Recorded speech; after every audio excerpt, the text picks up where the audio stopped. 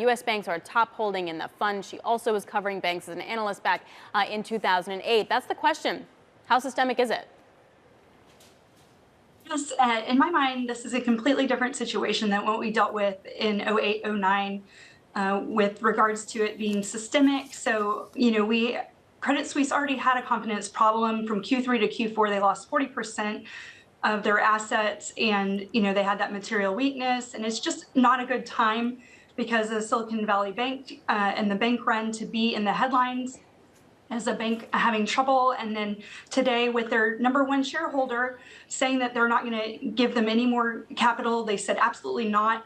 That is just not a bit of confidence at a time where confidence is everything for the banks. So while in my mind, these are two completely different situations, and the big difference from 08, 09 is just that these are not underwater assets.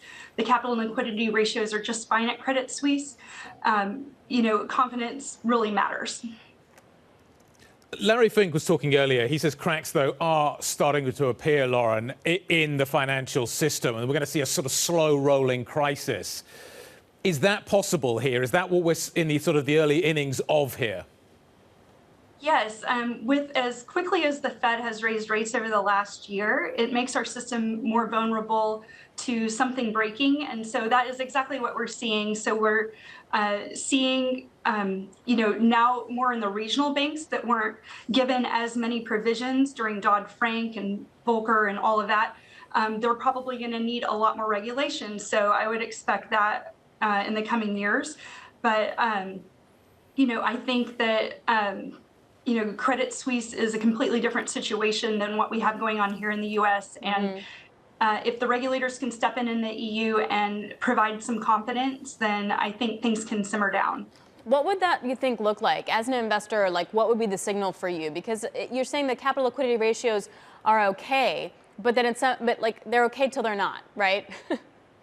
Yes, that's true. I would expect them to continue losing deposits, and for that to be a difficult situation for the European regulators to have to come in and provide some sort of support. But I think separately, things here in the U.S., it's different from 08, 09. Things aren't tied together in quite the same way. And so I think that we can get to a place of stability much more simply than we could 15 years ago. Lauren, if that's the case, and we are seeing some big dips in financial assets right now in banks, do I buy that dip? If I see these banks going down, is that a buying opportunity, or should I step away? Yes. So all of financials have traded off, and we've been finding some wonderful opportunities in the non-bank financials this week. It's just that confidence, but there's still some really amazing, very strong financials. Just looking out, Westwood tends to take a 3-year view on businesses, and the banks, especially the regionals, are going to have a lot of new regulation that's going to lower ROEs. It's going to be quite a bit of headline risk as there's an ongoing conversation about what needs to be done. And so, I would remain light on the banking sector specifically. The money center banks are going to benefit every time there's new regulation. The strong get stronger. So I would think that Bank of America, Citigroup, Wells Fargo, JP Morgan, remain very, very strong and pick up deposits and gain share. But I would still be hesitant to have a large position in banks. It wasn't only Larry Fink. Ray Dalio was also talking about the things that are breaking, that we're approaching the turning point, that the bank failures will be followed by many more problems before this cycle and the contraction the cycle runs its course. What do you hide out in? I mean, it's hard to, in some ways, make the case for bonds because of the tremendous volatility that we've seen, but clearly there's a rush at safe haven into that. Where do you hide? Yes. Well, within the equity market, there's also a second dynamic taking place where the consumers are shifting their mix from discretionary back to more essential spending. And so areas like healthcare and utilities and staples are going to be relatively stronger. I think during this time period, energy could get a little bit of a lift as the China reopening continues to take place and people travel to catch up with loved ones they haven't seen in 3 years. So there's definitely places within financials. Insurance has definitely caught my eye. Looking for great opportunities there.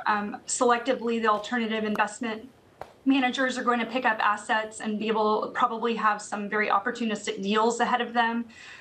So capital markets is another good spot to look. What about cash? Do you just hide out at this point? Do you need to be invested, Lauren, in the market at the moment?